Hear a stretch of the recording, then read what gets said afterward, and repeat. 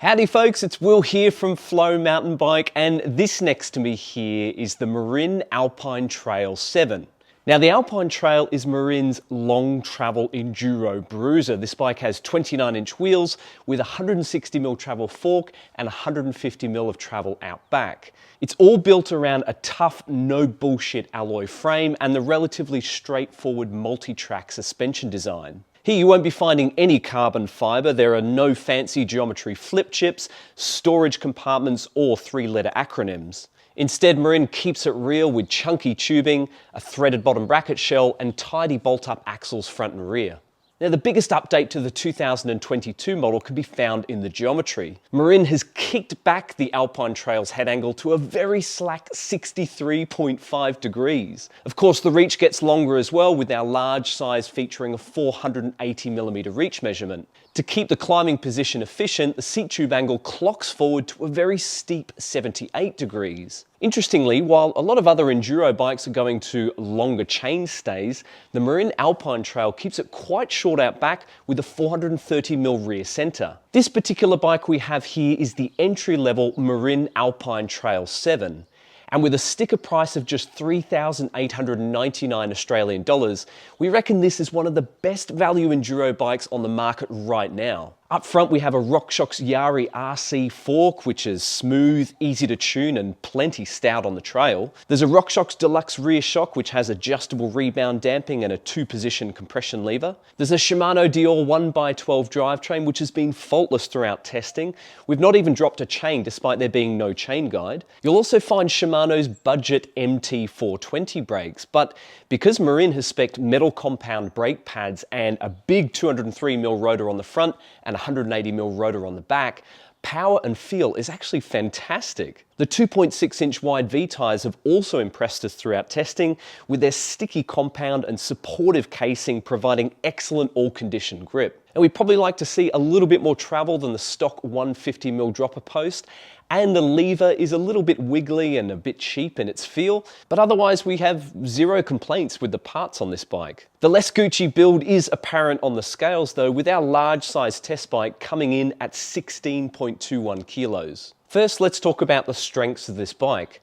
I have to say that the descending abilities of the Alpine Trail are nothing short of outstanding. It's got a very composed feel on rough, techie and natural terrain. The suspension isn't top of the range, but the performance on the trail isn't that far off. Along with the heavy-duty frame, it feels solid and brawny, and it handles big hits beautifully. The up-to-date geometry is a huge plus on this bike. It offers a very confidence-inspiring ride while keeping you nice and centered so you don't feel like you're perched on top of it. It also makes it brilliant fun to corner with. The short back end helps you to instigate turns with surprisingly little effort, and combined with the low bottom bracket, the slack front end and those high traction tyres, the Alpine Trail encourages you to really commit and rail corners aggressively. Indeed, for a hefty and slack bike, it does have quite a playful attitude. It loves to pop a manual and it will happily lob the front wheel over jumps and drops whenever directed, which balances nicely against its descending muscle. Another positive attribute of this bike is just how quiet it is on the trail. The cable routing is well managed, there's useful armouring underneath the down tube, and a textured chainstay protector helps to quieten chain slap. We've ridden bikes that sell for 3 times as much as this, which have made more noise on the trail. As for the downsides of the Marin Alpine Trail 7,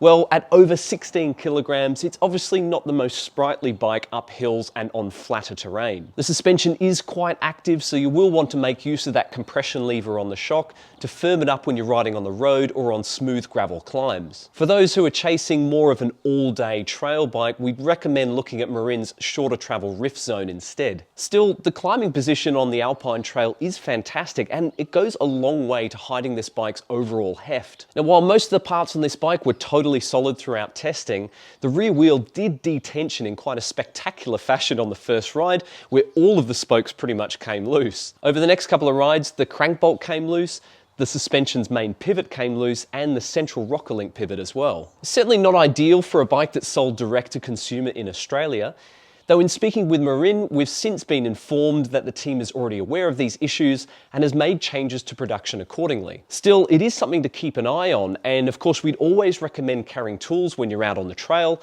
as well as performing a regular bolt check after those first couple of rides. And that brings us to the verdict of the Marin Alpine Trail 7. No doubt about it, this is a stupendously capable bike for the money. The suspension is smooth and easy to tune, the brakes are powerful, and the tyres offer fantastic traction in loose conditions. It all helps to back up the Alpine Trail's robust chassis and contemporary geometry, and its general thirst for hard-hitting descending and corner-ripping shenanigans. If you're looking for a burly enduro bike to ride steep, fast and demanding terrain, the Marin Alpine Trail 7 is one tough cookie that'll have you questioning why you'd need to spend any more than this. Now, the full review of this bike is now live over at flowmountainbike.com. Make sure you click the link in the video description below, and that will take you through to the full review of this bike right here. If you enjoyed this video, give us a thumbs up, and make sure you subscribe to our YouTube channel if you haven't done so already. Otherwise, that's it from me, guys. I hope you enjoyed this video, and I'll see you next time. Tooroo!